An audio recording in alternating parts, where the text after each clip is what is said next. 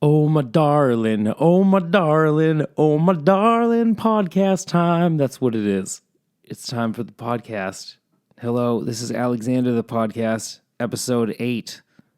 2 months into this science experiment, and I have hemorrhoids. Just kidding, I don't. I'm fine. But you know what? If I did, it would probably be because of this podcast. It's everybody's fault but my own, including the podcasts. Of course, that's how projection works. This is how we live our lives. All right, so there's lots of new music that came out. I'm going to focus on what's important. You know, you almost forgot what's important, dude. The music. The music. Yeah, so anyway, first release that came out, Gemini Syndrome put out a song called I Don't Know. I haven't heard of this band before, so that's how I feel. I said I don't know, but I listened, and it was grand. And now I like this band, and I'm going to have to look further into them. So, Gemini Syndrome, I don't know.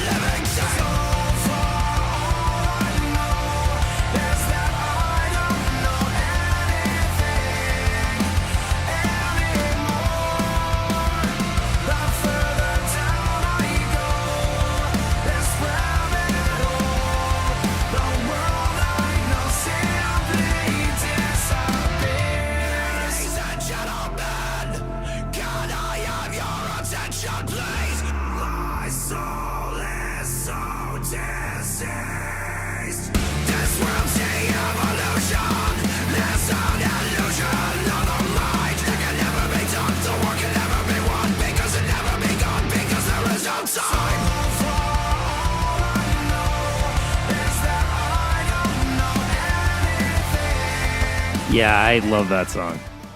That's just awesome. That hook, unbelievable. Very, present day aware content. Just what a great chorus for the time. All I know is I don't know anything. That just describes everybody right now. Gonna get through it though, and good music helps. This is a great song. I'm very pumped. Gemini Syndrome, I don't know. Make sure you go check those guys out. Show them some support. Next up, we got Peach, a new song by Chevelle. I love Chevelle, so, whenever they put out a new song, I'm probably going to like it, so probably going to share it. So if you don't like Chevelle, run, or just skip ahead a minute or so, and you'll be fine. So, yeah, next up, Chevelle, Peach, the song rips.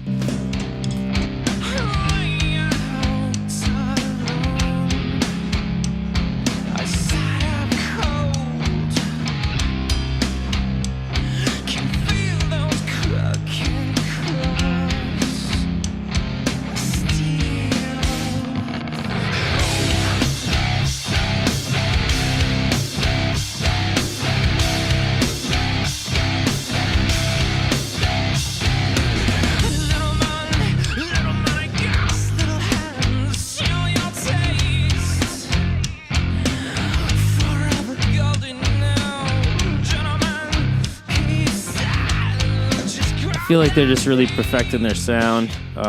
They're really just using a lot of elements from their older stuff, but in different ways. It's more interesting the way that they progress the songs. It's less of the radio formula and more of like a progressive kind of tool structure going on, but in their Chevelle unique style. And I'm just super stoked on what they're doing. And I'm assuming an album's coming soon. If it hasn't already and I just missed it, I don't know. Got to check that out. But Chevelle, Peach, new song, so awesome. Along with their other song that I shared, I think on last week's episode, Self-Destructor. Very good song as well. So make sure you check those guys out. Chevelle, they've been around forever. Next up, we got Berried Alive. This guy's awesome. He's, I don't know if you've seen Steve, I think it's Steve Canterbury. What's his name? What is this man's name again? Steve Terberry. Yeah, he's really cool, and he shreds. He just absolutely shreds. He's been in some cool bands as well. Make sure you check out Berried Alive, Berried Alive. He's got a lot of fruity, like literally fruits like visuals and stuff. It's really great, really colorful, and this dude's super creative and he's hilarious. He's just one of the funniest guys on the internet right now. So yeah, Buried Alive, Blood Orange, new song.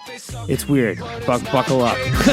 Because I'm stacking them bucks. I showed all the zeros, my zeros they left in a hearse. So one of my heroes buried alive merch. Haters all claim my shit was fed up. They be blaming me like it's my they suck, but it's not. Haters just crying because I'm stacking them bucks.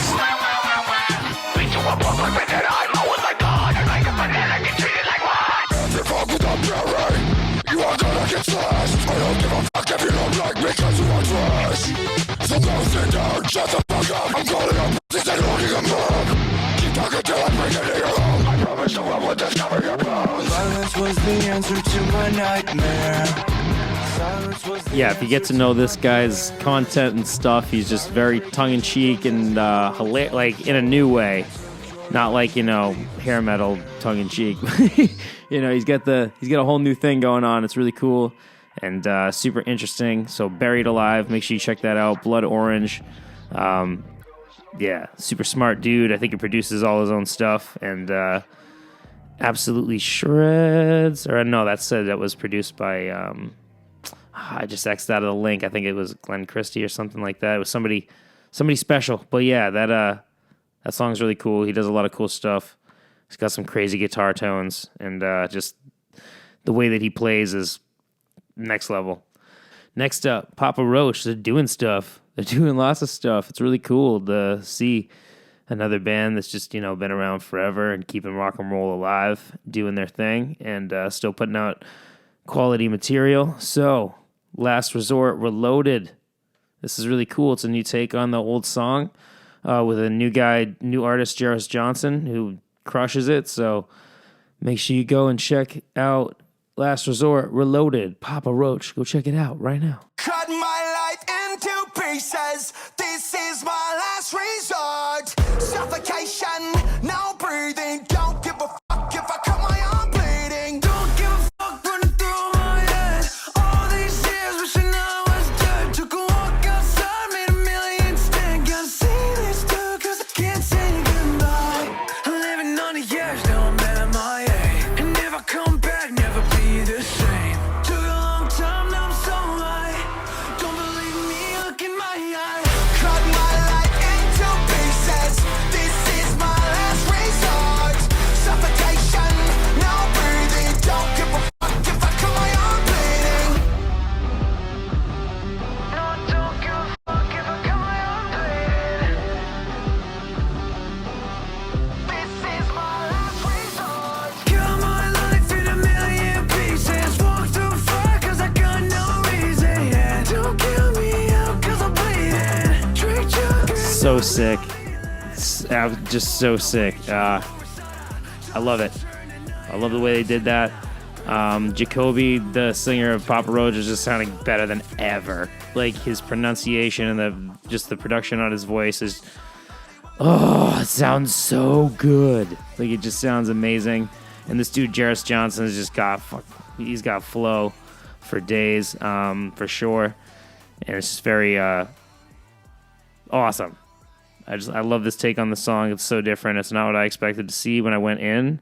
I was kind of more expecting like the same song with different lyrics. I wasn't expecting like a restructuring and like revamping of the vibe entirely. So that was I was pleasantly surprised going into this. At first it kind of hit my ears and I was like, and then like I listened to it a few times and I'm like, okay, this is great. So yeah, Papa Roach, Jeris Johnson, Last Resort, Reloaded. Go check it out right now. Show some support. Do the thing. Jumping jacks. That's the thing. Got to do some jumping jacks if you want to get into the jumping jack club. But if you don't, then you don't have to do that. So, I mean, you really got to think about what your priorities are and where your sacrifices lie and how much cheese you want inside of that sandwich, sir. because you're at Wendy's and I'm curious what your order is because you've just been sitting here listening to me talk. I don't know why. It's weird. Isn't this the weirdest drive-up window you ever been to? Just like crazy. That's what podcasts are. They're just a drive-up window, except instead of placing an order, you got a guy that's just ranting, waiting for you to place your order, but he's just going to keep ranting until you do, and you never do because you're just sitting there listening. It's weird. So they just keep on talking, and they do all kinds of stuff. They talk about music. They talk about murder mysteries, for all I know. You know, Joe Rogan talks about aliens and all kinds of stuff, but hey, we're all just really waiting for you to place your order. Imagine. All right. Next up, we got Young Franco featuring Denzel Curry and Pell. Human Movement, a DJ, I assume, made a remix of it. And this sounds just super cool, and I really like it, so I want to show it off. Here you go. Here's a little clip.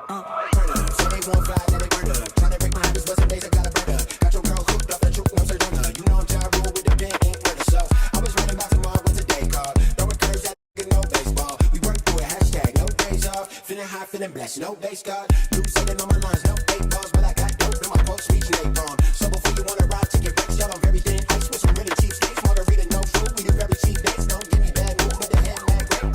What's in my riding? The keys to they hollers in the pocket.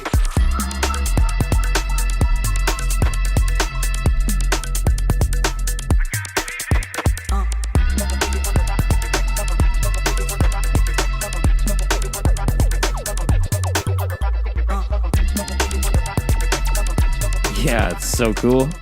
It's just a vibe right there. Jamming out. Going nuts. I've been liking a lot of the stuff that Denzel Curry's been on and been doing. And Young Franco is apparently cool, and so is Pell. Those guys got flow. That was super awesome. Human Movement made a really cool remix of that, too, because I just really... I enjoyed that. It was just fun. It's like that. It reminds me of like the... like the... thousands, late 90s action movie thriller soundtracks like Gone in 60 Seconds and stuff like that with the Matrix, all those like DJ influenced fast paced songs with either like, you know, some like take my bit, smack my, yeah, you know, that's, so I mean, you got guys just shouting phrases back then, and now you got these guys just laying down some serious flow over that, so it's even cooler. And yeah, I like that it has that vibe, but also with just more skill in the vocal category. So I really enjoy that for sure. Young Franco, Denzel Curry, Pell, Human Movement remix of Fallin Apart. Make sure you go check that out. Next up, we got Sam Gorski. I believe he's a video game producer, and he's doing some solo stuff that is just, oh my goodness, unbelievable. This song I found, Death of the Chosen Few, Sam Gorski, Gorski, absolutely unbelievable. This dude's got a lot of talent. He's got a video of him just playing the guitar, so I don't know who did the vocals and stuff like that, but just the track in general, the production value is obviously huge because he's done scores for a few big games. I can't remember what they were. I'm gonna pull that up now just because I don't want to not say. Let's see. Sam Gorski. He's done... What games have you done, sir? Modern Warfare, Frozen Crossing. Yeah, he's a director and producer. Oh, okay, he's a film director. Okay. Alright, fair enough. He did Lifeline. Whatever. So, yeah. He... Super interesting. What a plethora of things this man does. But anyway, this song is amazing. Sam Gorski, Death of the Chosen Few. Make sure you check this out. Absolutely amazing.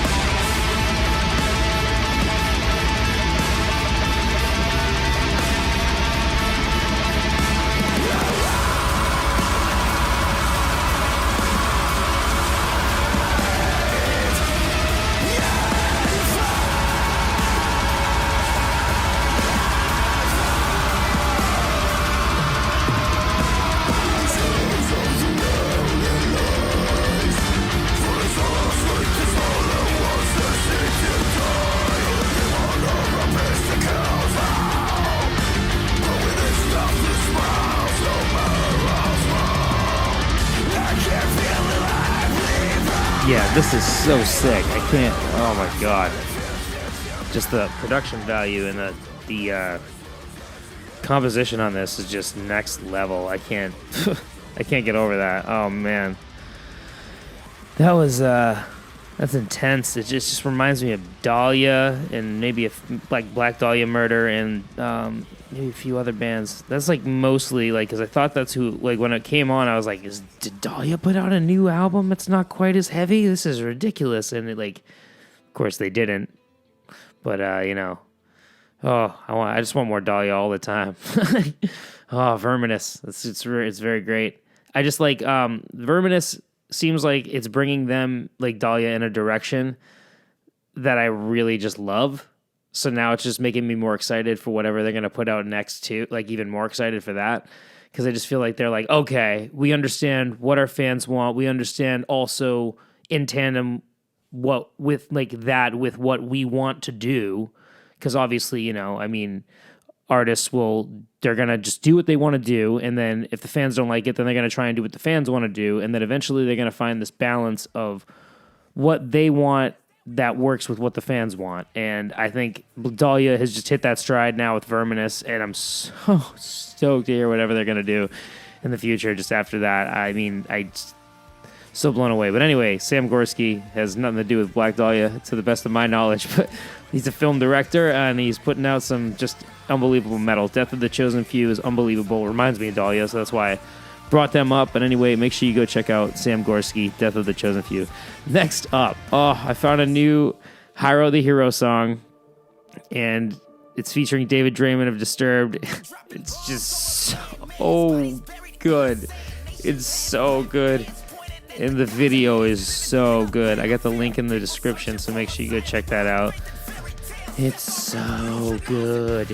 I don't get it. Why is it so good? Anyway, all right, so go check out Hyro the Hero, the song We Believe featuring David Draiman. Here we go. Stand up and take your places. So can I believe it? This world is so dizzy. So can I believe it? The devil's on the demon. So if you can decide, open your eyes. When did we become so uncivilized? Can I believe it? The devil's on the demons. Demons. I don't know what to believe. They plot scheme. All they friends are enemies. They full of rage and jealousy. It's suffocated. I cannot breathe. I can't breathe. I can't breathe. I can't breathe. I can't breathe. So can I believe it? This world is so dizzy. So can I believe it? The devil's on the demon. So if you can decide. I love this band. As anybody who was watching this on YouTube can tell, I just love this song. I'm just going in ape. Oh, oops. Gonna have to edit that out. Going ape poop to that one. And it was that was just a good time, you know. And just to be clear, to anybody who now realizes that I don't swear in the podcast, it's solely because if I swear, I have to check a box off that says there's explicit material in the podcast, and then it'll limit who sees it. I don't want that to happen. I just want all the listeners, so I'm just gonna not swear. Easy compromise to get more listeners, I suppose. But yeah, sell my soul to the censorship gods. The FDA approves this message. The PTA. Movie. Yes, I know it's the FCC, okay? Relax. Just making jokes, because that's what I do. I make jokes and I share music, and then I talk about news, and hopefully I don't get serious while that's happening, because I don't want to do that, you know? But sometimes I have to. Sometimes you gotta just give it to them. You gotta give it to them good. But anyway, here we go. Dead Poet Society. Love You Like That. This band is new, definitely. They got under 20,000 subscribers, so I mean, they're emerging, and this stuff sounds great. This is just awesome. New song, Love You Like That. Very good.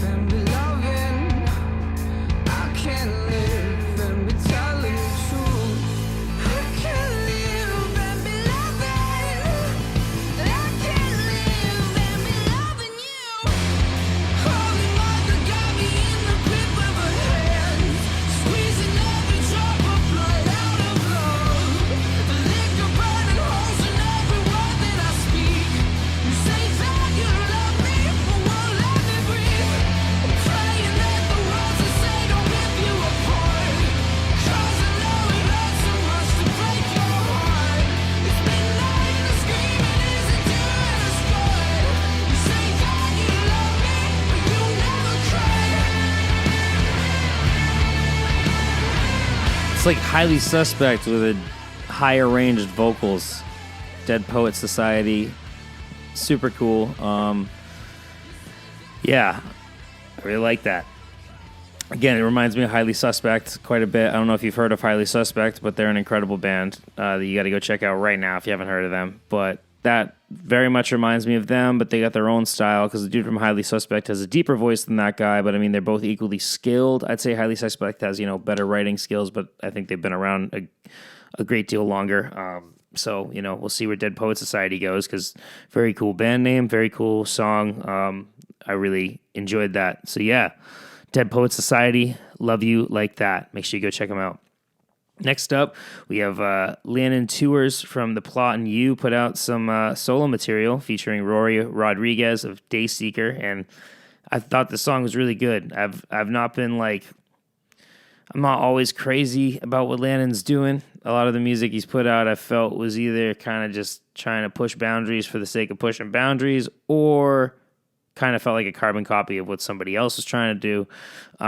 But this song, really cool. It seems like he's starting to hit his stride and really move forward with who he is as an artist. The Plot and You was cool. I thought that first EP was cool. Everybody had that hype on it. It was great. And then I thought they kind of lost me as they went on. Just I felt like it was either shock value or it's like I know he's being honest and serious, but it's like there's some point where to me the words can go to such an extent where it's like, okay, you've now stopped creating an environment and just gotten lost in your own emotions. And that's to me is like where I will get like, okay, I'm not really relating to this so much anymore. Cause like when I'm writing, I specifically will, analyze. I analyze my lyrics a million times over before anybody ever sees them. And, if I feel that I'm doing that in any way, I will completely rewrite the entire part. Because I need people to feel what I'm feeling in order for me to really get to that level where I'm enjoying it extremely. Because it's like you as a musician for decades, when you start, in the beginning, you're doing it to make yourself happy. And once you do that, you're like, yeah. And then eventually it just becomes about, okay, now that's not enough. I want to make people happy. And so it's, you can't really change yourself to tailor anybody's wants or needs, but you do want to take it into account. And I think Landon Tewers really is hitting his stride here, and this song's really great. It's called Kill Me, featuring Roy Rodriguez of Dayseeker. That's right. It's like I fall so short, but you just still want more. So I will give it till you take everything. I don't think I will ever get enough. So kill me, I won't even feel it if you're with me. All that I can say is it's the worst I've got. I'm falling deeper, yeah. I want to bloody hands, another mark on me. You left me vacant and I'm starting to think that if I sold my soul and gave you all control, I think I've paid with all the struggle for peace. I gave it one last chance to let my sickness pass. I ran a mile just to fall to your feet. So take my everything, just let my last words say, so they can see I'm not worth remembering. So help me, Cool song, cool video. Landon Tewers is great. The song's good. Roy Rodriguez, though, I mean, yeah, just absolutely amazing vocals. Dayseeker's an incredible band. I've seen them a few times, and his vocals definitely hold up live. They absolutely slay. So yeah, Landon Tewers, Kill Me. Make sure you go check that song out. Very cool. Next up, band I haven't heard of before. Looks like they are very new. Night Fiends. Glass Prison is the name of the song. Band is called Night Fiends. Really cool. So check this out.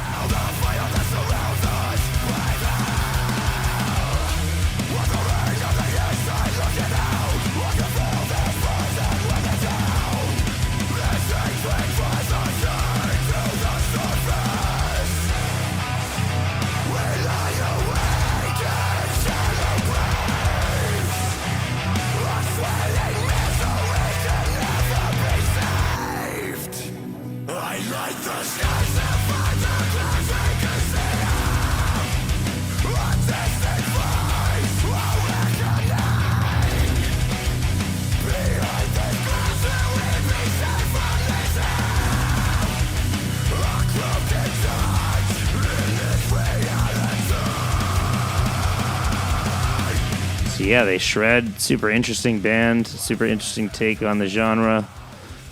I like that. I enjoy that. It's good fun. Night Fiends. Glass Prison. That's what it is. Real good stuff. At first when I was listening to it, I was like, is this new of Mice and Men? Because like the vocalist sounds like of Mice and Men, but the instrumentals are a lot heavier. So, interesting, very interesting. Whole plethora of influences, I would say, involved in a band like that for sure. I like it. Indeed. Next up, Thrice, new acoustic track, Just Breathe. Thrice, if you haven't heard of Thrice, is an amazing band. They've influenced a whole lot of people, including Coheed and Cambria likes Thrice a lot. They bring them around. Oh, no, I'm thinking of 3, I believe. I'm thinking of a different band. I mixed them up with. But anyway, Thrice is huge. They're great. They're awesome, and you should check them out. Just Breathe, acoustic. Check them out. It surrounds me. Something somewhere's always pulling me away. Stay deep in the moment. Just breathe. Feel the flow of all things in the moment. Sway. Why don't you stay?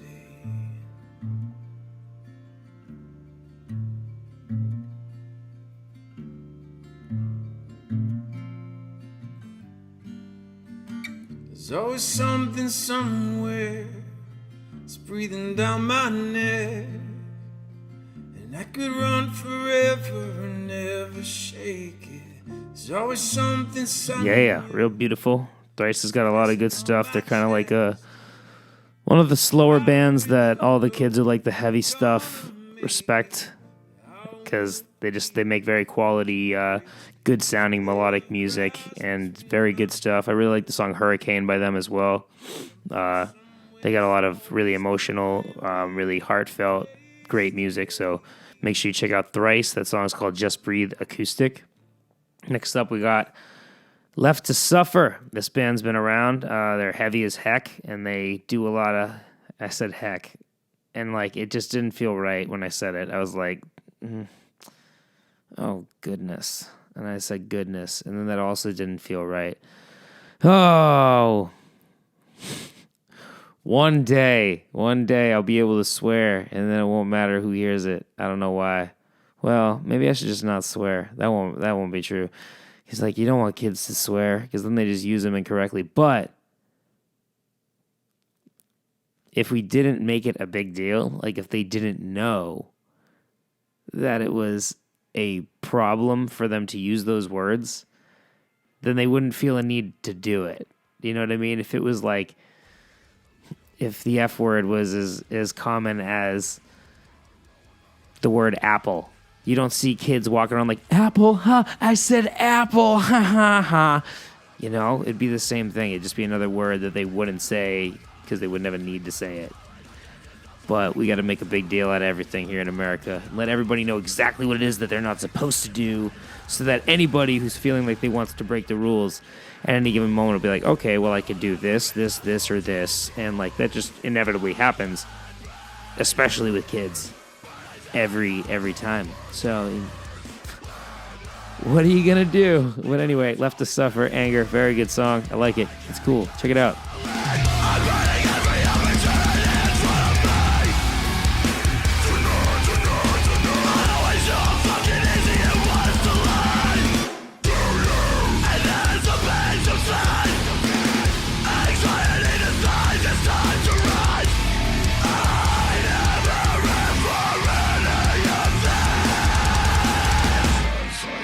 This loaded gun, fuck your god and his only son.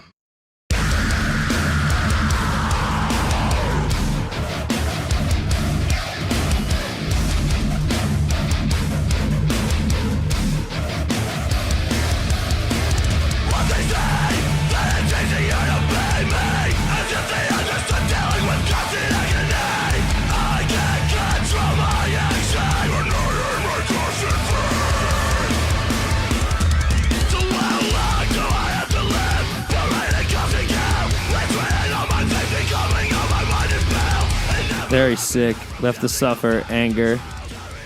They're angry. They're very, very angry, apparently. Yeah, this video is amazing. It's produced by Joshua Travis, who I believe is the guitarist of Emir right now, from Tony Danza Tap Dancing Experiment, I believe, which was, they were pretty insane. But yeah, Emir's new music with Joshua Travis has just been unbelievable. Let me make sure. I don't want to say that and be wrong. Joshua Travis, Emir. Yeah, that's the guy. Yep. Yeah. Oh, yeah. Glass Cloud. Oh, that's right. Glass Cloud was awesome. Oh, that's right. I think Frankie from Emir kind of just adopted the guys from Glass Cloud into Emir. Glass Cloud, I always thought should have been bigger than they were. They were great. They were so awesome. Yeah, this is awesome. Then, yeah, Joshua Travis is very talented. So he absolutely crushed this production. Left to Suffer is a great band. They absolutely killed the writing on this new song. I like it. Like a lot.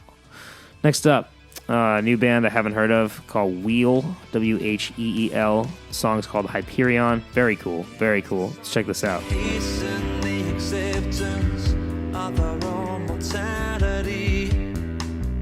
None of us get to change the road we're on.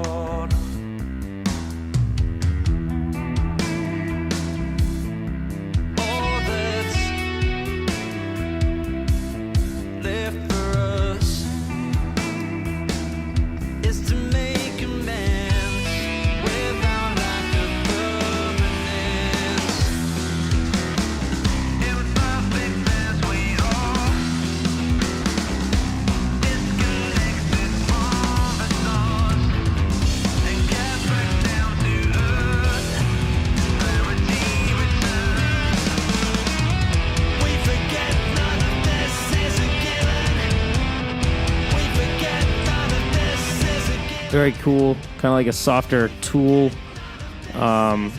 almost, with some A Perfect Circle kind of vibes too, but almost reminds me of Hawken to another band, Haken. Very cool, very cool. Wheel, make sure you go check them out. Wheel, Wheel. Song's called Hyperion. I think they're a new band, I believe, because they only got 3,000 subscribers, so, what do you know? Who knows? Could be anybody. Could be Tom Cruise's band. Maybe they're singing about Scientology, and I'm just like, yeah, this song's great. Scientology is the only way. Just kidding. Yes. Science fiction writers should not write religious text. Ever. Can we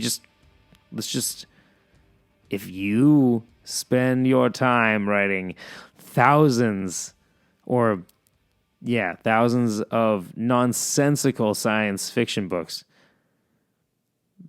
people shouldn't be compelled to follow you as a religious scholar when you are stating that aliens is the answer, and that's the only answer, and that's just the way that...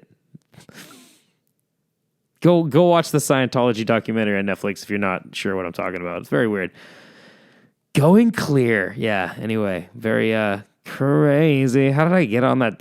This is like one of the few times where I just cannot remember how I got on what I was talking about. I think I was just parodying their song and I just said the word and then wow. This train flew so far off the tracks. Anyway, that's what I got for new stuff for you. I hope you enjoyed it. I do. Next up, I got the historical shout out, of course. We got Otis Redding, one of my favorite singers ever, greatly influential on the singers of popular music in the 60s, considered one of the greatest singers in the history of American popular music, inspired heavily by the gospel himself, like Sam Cooke, who I've mentioned as well, also one of my favorite singers. Died in a plane crash in 1967, of course, very sad, only one survivor. Who actually just recently passed away, I think at about 67 years old. And very, very sad. Otis Redding has just got such an incredible... He had such an incredible voice. He died before he even turned 30. He's younger than me. which is very weird to think about, just because when I listen to his music, he sounds like such an old, wise kindred soul. So I'm going to play a little bit of my favorite song from Otis Redding called Fa Fa Fa Fa, Sad Song. It's one of my favorites ever. I'll turn. Bap, bap, bap, bap, bap, bap, bap, bap. Your turn now.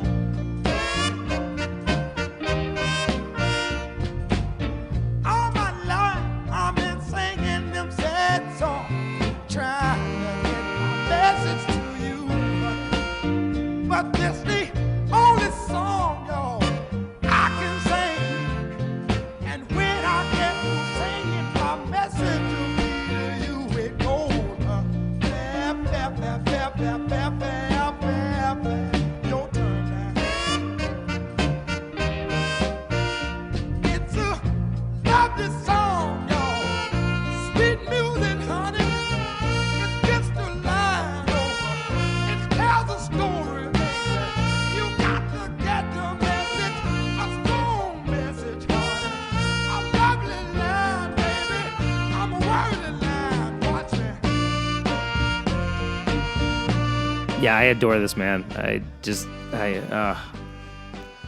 wish I could meet you. So sad. Greatly influential on all those 60s people. He's one of the greatest singers in American popular music history. So make sure you go check out Otis Redding if you are not familiar. All right, next up we got news. The news. I mean, I'll keep it short and sweet and fun. This will be fun. David Bowie's former home sells for $6 million. I mean, but when you go into this article and you see this house, oh man, it's a really nice place. So yeah, they got the article in the description. Make sure you go check that out. It's really cool. Next up, the evolution of music and video games. I found this really cool article. It talks about the way that music has evolved with in video games as time's gone on. And the point they're making is essentially games are to the 21st century what cinema, pop, and TV were to the 20th century. And I mean, they're essentially right about that with the way that games are taking over. I believe that the gaming industry has made more money than movies, music, and like all of their entertainment combined this year, and like before, I think a few years pre-pandemic as well. It's got to be the competitive aspect. There's so many competitions out there where you're able to actually go and win like genuinely large cash prizes. So I think it's just made it such a epidemic of people playing video games. Which, you know, to me, I've been playing video games since I could walk, before I could walk. Since I could literally lift something with my hands. I had a Sega controller playing Sonic, and yeah, I just, they've always been the way that I can decompress from all the productive things I have to do. It's like, okay, because I have trouble, when I'm by myself, I have trouble relaxing for some reason, and I need something to stimulate myself unless I'm tired and can go to sleep. So, like, video games are just the perfect way for me to decompress my mind without kind of getting lost when I'm by myself, for sure. And I think it probably is that same way for a lot of people. There was an excerpt of this I wanted to read because it was really cool. Let's see. Okay. So talking about Legend of Zelda. Seen this way, Legend of Zelda with its futuristic melodies was a glimpse of freedom, far from the daily grind of long commuter routes and coldly lit supermarket aisles after work. Simultaneously, Japanese musicians were creating a new sound for hotel lobbies, public spaces, art galleries, and muji shops. Kenkyo Ongaku, which loosely translates to environmental music, was influenced by the unobtrusive melodies in Eric Satie's Musique d'un Meuble, interior music, is what that means, as well as music for airports, Brian Eno's Ambient Manifesto. It was a pressing sonic answer to the country's rapid economic boom. Sound designers created ambient soundscapes to help reduce stress while people went for walks in cities, in other words, through urban reality. This music aimed to relax with a series of new music technologies such as the electronic Lindrum, Roland's... Okay.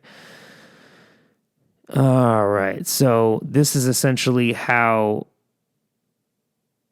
music evolved from... So that's interesting. So the sound that was used for like the original Legend of Zelda was coming from music that wasn't even really being directly developed for the game, for what it sounds like.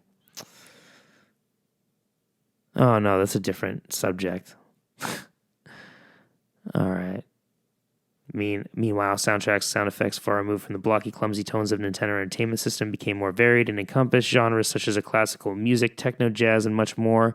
When esports games like FIFA and open world games like Grand Theft Auto emerged, they implemented these changes right away. Hits by Billie Eilish, Childish Gambino, Peggy Goo, Koji Radical, and Hans Zimmer were licensed for the games, blurring the boundaries between the gaming world and the real world even further. So this is talking about modern day soundtracks being licensed for video games. Soundtracks of video games like those of films became haunting and sophisticated and often offered powerful listening experience in and of themselves. In the early 2000s, ambient video games that allowed forms of meditation and self-appreciation became increasingly popular. Elements like water, earth, and air influenced video game soundtracks to both animate and relax players in their exploration of virtual, often mystical, and well-meaning friendly worlds. Later games such as The Legend of Zelda, Breath of the Wild, and Animal Crossing New Horizons offered moments of catharsis apart from the fast pace that we associate with modernity. The soft focus sounds, which shift slowly and subtly, are elementary, just like the natural phenomena that emulate acoustically and can slow down the breath and the heartbeat. That's so interesting. So it's like it's almost like audio therapy that they're using for some of the music in these new video games. That could be potentially very beneficial, I imagine. How interesting is that? So yeah, that article is in the description. Go check that out. Really cool. Next up, meet woman who believes she is engaged to Bret Michaels and is best friends with Nikki Sixx. Here's the catch though. When you get into the article and you start reading, you realize she's never met them. All the communication takes place via text and she's being entirely catfished. So like her friend called into Blabbermouth because she thinks she's being catfished, and like her friend just won't believe her because she just wants to believe that she's engaged to Bret Michaels so badly. So it's pretty fun. I'm dry. Lubricate the throat with some water. Anyway, yeah. So that's interesting. If you want to see her picture and read more about that, you can hop into that article. I mean, it's kind of funny to just know that happened, right? Wow. Next up. It's not the vid, okay? I promise. Next up. Radiohead's Johnny Greenwood to score Princess Diana biopic starring Kristen Stewart. So we got a new Princess Diana movie coming out, and apparently it's going to have a really good soundtrack. So article if you'd like to learn more in the description. Next up, YouTube suspends Trump indefinitely and demonetizes Rudy Giuliani. I mean, when you lie enough, you probably shouldn't be allowed to put up videos where you're just continuing to lie further, especially when they're getting enough views to make you money. So, hallelujah. Anyway, moving on. Spotify dominates streaming in Mexico. This is super interesting. So in Mexico, 80.7% of streaming is all Spotify. Google Play Music, YouTube Music with 5.1%, Apple Music with 4.5%, and Amazon Prime Music with 2.8%. The remaining 6.9% is divided between other platforms. That's insane. 80.7% of music streaming in Mexico. That is absolutely ridiculous. I thought that was super interesting. Next up, German music industry weeds out a company offering stream manipulation. And this article is really interesting because it also talks about how stream manipulation hurts other people. And what stream manipulation is when you use a third-party system to essentially boost your listeners and your buzz online with fake listeners. So like bots and like just fake accounts instead of like real fans, which obviously isn't doing you any good. Because, I mean, yeah, people see that. Cool, but no one's listening to your music, which means nobody's buying your stuff, which means that you're just telling people that you're cool and popular and you're actually not. Because, like, being cool and popular is not the goal here. the goal here for anybody who cares about having a career in music is building a career in music. So like, if it's not a popularity contest, it's a job. And if you love it enough that you want it so much, like me, like I love it so much that I will do anything to do it every day. Guess what? The only way to make that happen is making money off it. It's not telling people that you're popular when you're really not. It's just always, it's bothered me. Because like for me, I would rather be Fathom Farewell with my between 200 and 500 fluctuating monthly listeners and, like about 100,000 streams across all the platforms, entirely DIY. We've never paid any third-party platform to push our stuff. I would rather be us than random local band with 500,000 streams or 1 million and, 30,000 monthly listeners, and none of them are real and none of them are going to come out to a show to see you. Those people that are listening to us are people that when we go to their town are going to come and watch us play. They're not fake hacking computers or fake accounts. And it's nonsensical because it's just a bunch of idiots with computers who are just like, ooh, you know what? We could make some money doing this. And then they were like, let's manipulate it. And this is why it's a problem. Let me talk about this. So there's a little stanza here that talks about how it hurts everybody. Okay, here we go. So sometimes those services are used by people within the music industry simply looking to boost an artist's profile and make it look like there is more momentum around that artist than there really is. There are also other companies, smaller companies, that will market that service to local bands and get them a bunch of fake nonsense listeners for a price. And they're just literally, it's exploitation.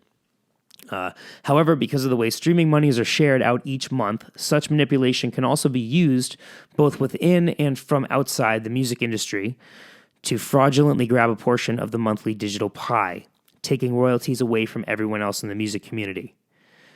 That means that these people who are creating fake accounts and just boosting these listeners with computers and not with real listeners are making money, royalties, from a percentage of what would be going to people who are actually making the effort to get real fans. So if you start using stream manipulation and realize that they're not real listeners and they're from places that make no sense, stop. You're not just hurting yourself. Okay? Read this article. Familiarize yourself. Really important. I know a lot of people who use that kind of stuff, and it's like, some of them are legitimate, but you need to make sure that they are. Because if you don't, you do hurt yourself, but you don't just hurt yourself. Yeah! Moving on.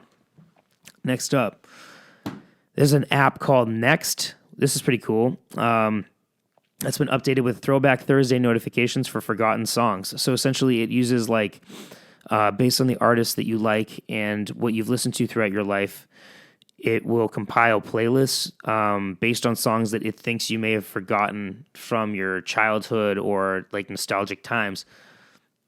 Pretty interesting. So the app is called Next. I believe it's like $4.99 a month or something like that. So the article's in the description if you want to check it out.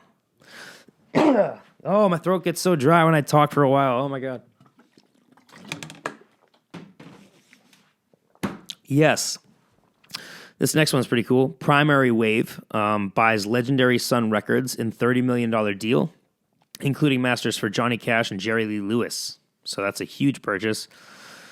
Huge transferring of a great deal of music history. So very interesting. And my last article that I'm going to share, Why All American Music is Rooted in African-American Expression, a new museum shows. So we got a new museum that's popped up.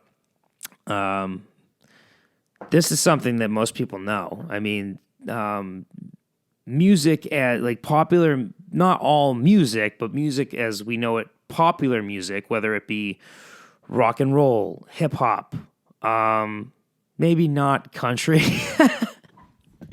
but I mean, country stem from blues and bluegrass. Well, I mean, bluegrass I think comes from country. I'm not really sure.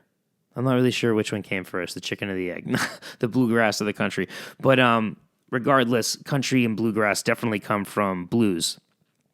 Or like blues, like, I mean, everything essentially kind of stemmed from the blues, jazz, those origins, like bred everything that is even mildly popular right now and everything sort of rolled out from there. I don't really know so much the history of country anywhere near as much as I do rock and roll or hip hop or pop or any other genre. But so I could be wrong about that specifically. I'm trying to it would be folk music that would have originated from, which I don't think, I don't know. Maybe folk has African American origins. Maybe, but I don't know for sure like I do with, hip hop and rock and roll. So this is a really cool article, though. It talks about a brand new museum that has been enacted in Nashville about the African American history in music. It's really cool. So as more people are starting to learn about the history of African Americans, there's one component that's particularly integral to understanding the national culture: music. African American artists created and influenced genres from the blues, jazz, and hip hop to rock and roll. Bluesmen Muddy Waters and B.B. King electrified that genre and galvanized rock guitarist and trumpeter and composer Louis Armstrong changed the jazz landscape, all building on traditions brought to American soil by enslaved people. Educating the world on the central role African Americans have played in creating the American soundtrack and preserving that legacy are the missions of the National Museum of African American Music, which debuted in Nashville on Martin Luther King Jr. Day on January 18th. The museum opens to the public on Saturday. Very cool. This looks like a really cool museum. I would love to see it. On display here are interactive exhibits as well as artifacts, including a Gibson guitar, Lucille, played by B.B. King. You got to know who Lucille is. Yes, B.B. King named his guitar, of course. A Grammy won by jazz singer Ella Fitzgerald, a gold-plated trumpet owned by Armstrong, and a kimono worn by singer-songwriter and pianist Alicia Keys. So this is really cool. I want to check out this museum for sure. So yeah, they didn't mention country or folk though. So it's interesting for them to say why all American music is rooted in African American expression, but they don't mention folk or country because obviously like our country's somewhat divided because, not a lot of people like, it's like there's rock and then there's hip hop and then there's country.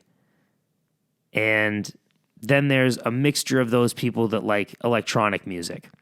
Now, you can have people who like rock and hip hop. You can have people who like rock and country.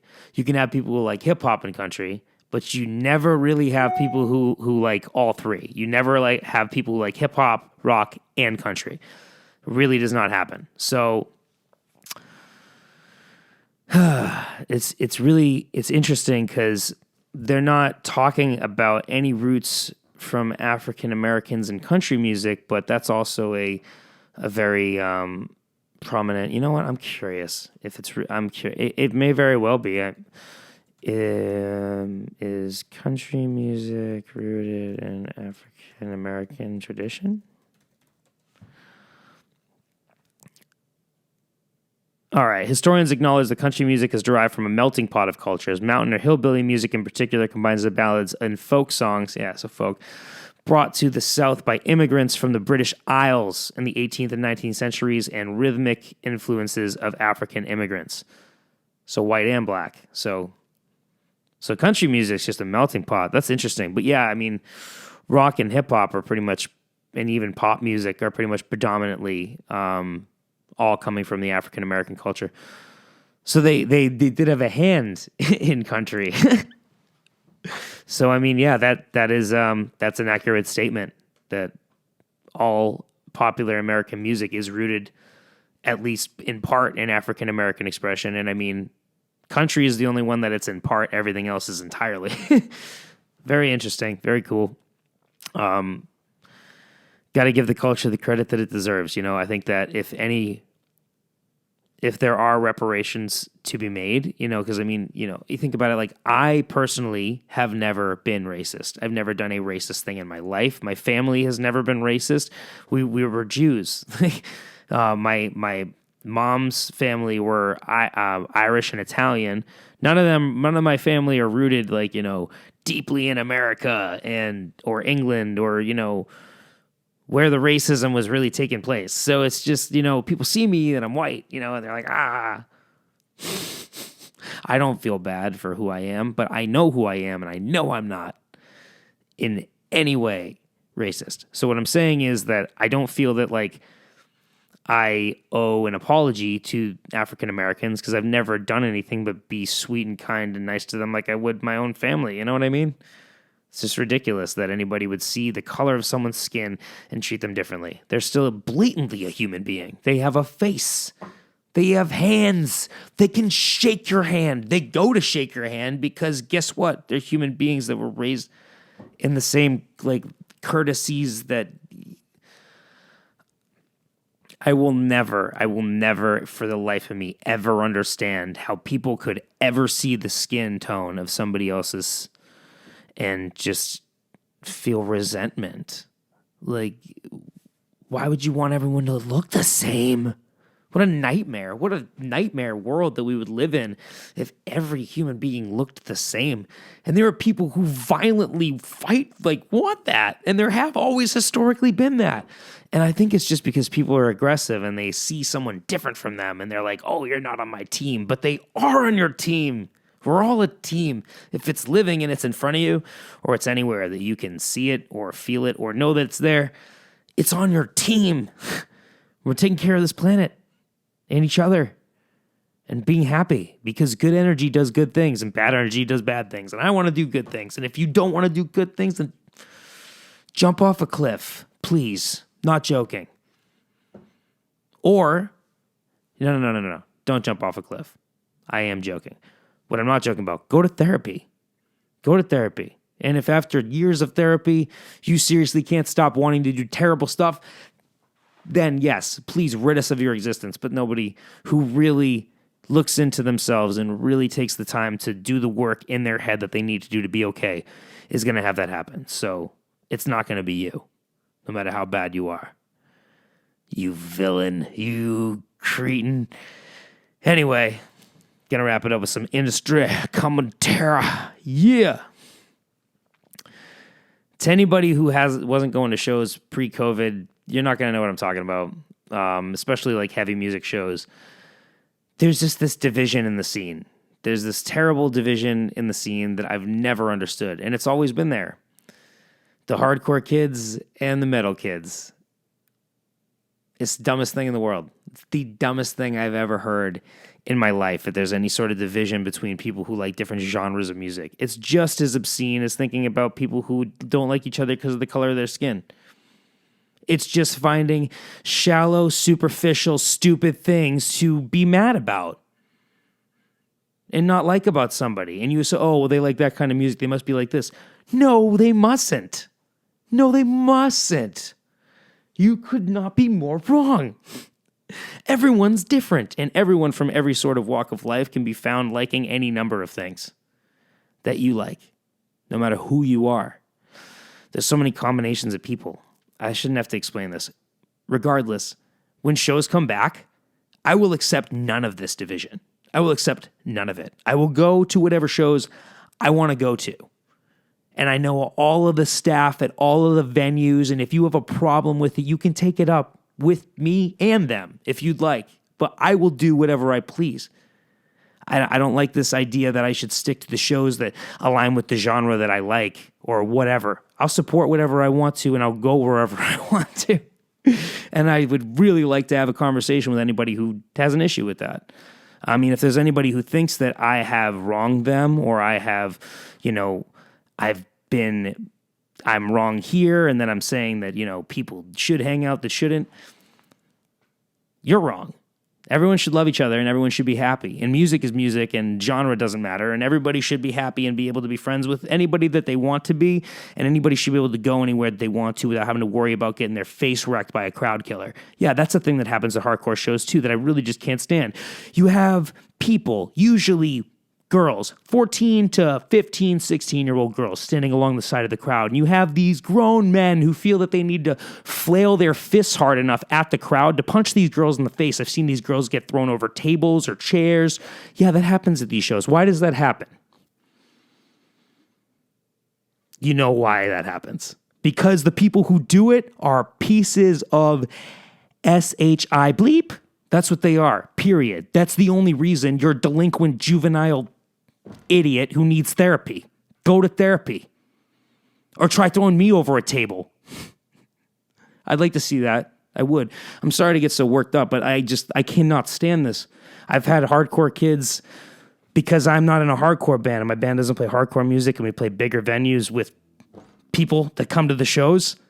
We catch crap for that. We have people telling us that we sold out or we have shady backdoor deals. And it's like, I worked at a music venue for 5 years and I got to know everybody who worked there, and they know everybody, and they introduced me to more people, and then I got to outspread my network. And I literally had to work for a decade for that. So when anybody tries to tell me that I made backdoor deals or I cheated my way to that, I want to sit down with you and explain to you every facet of what you don't know.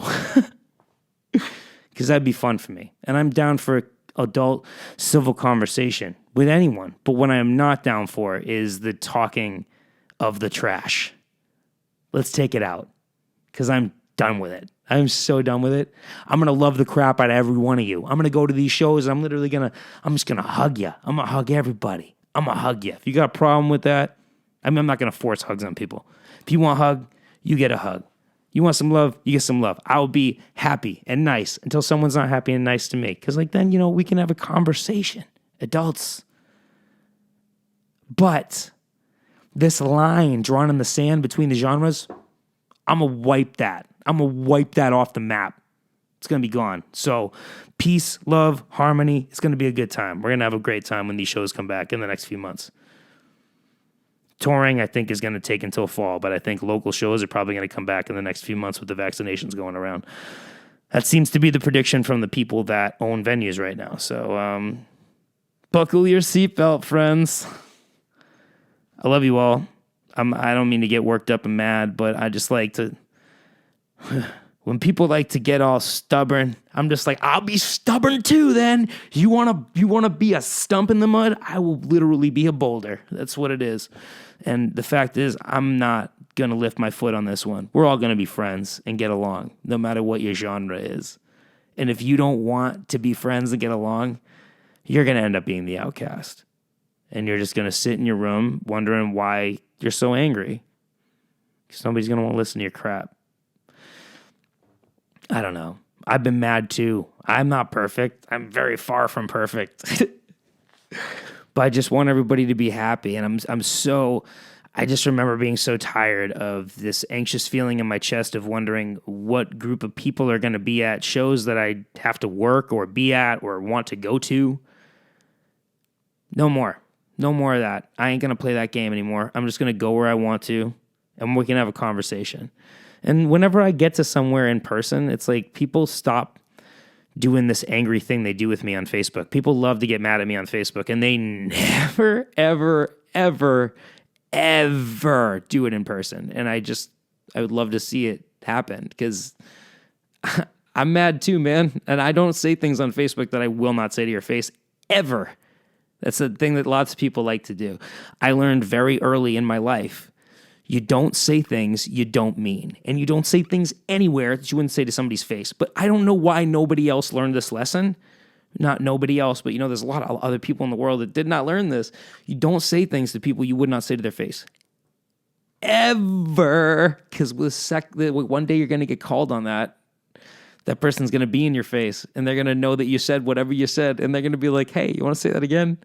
And at that moment, you're going to realize that you should have learned that lesson a long time ago. I don't understand it. I don't. The talking, the nonsense, it's talking. It's just nonsense. Your opinion doesn't matter. My opinion doesn't matter. It's so irrelevant. You know what matters? People being safe and happy and comfortable. That's all that matters. If your opinion isn't leading to that, it's wrong. Objectively. No problem. It's okay. Just change it. Figure it out. You know what I mean? Ridiculous. Everybody. Yeah. I hope I didn't offend anybody. I'm not trying to be mad. I'm not an angry person. I'm happy. Unless you bring stuff up that makes me mad. Just like anyone else. It's just how people work, how people are. If anybody's listening to this who is abreast of the situation that I'm talking about and doesn't agree with me, or does and wants to talk about it, or whatever, just reach out to me. Just do it. Don't comment on my post, though. If you don't like me, don't comment on my Facebook posts. I will roast the living heck out of you. I mean, like, people tend to learn really quick that I'm a nice person, but there's some venom in my mouth, and it's ready to fall out whenever somebody is just out of line. So I don't have a problem roasting people when they hop on there and they just want to say whatever they feel like saying. So it's fun. I don't know. I'm sure whoever's listening to this is probably friends with me on Facebook and sees the nonsense that I go through. Maybe sometimes, maybe not. But I mean, I feel like the more that people are aware of what I'm doing, the more I find people that also want to hate on it. And I don't have a problem with that. It's honestly entertaining. When somebody tells me they like what I do, I love it. I love it so much. When somebody tells me they don't like what I do, I like to dig in to find what it is about what I do that they don't like so I can improve. So it's like, even if they're not trying to give me constructive criticism, I try to find it in there. It's interesting. And, but I always love to hear feedback very much. So if you have anything that you want to suggest or add to what it is that I do on any facet, I'd love to hear about it. You guys are awesome. Thank you so much for listening. I love you. Have a great week.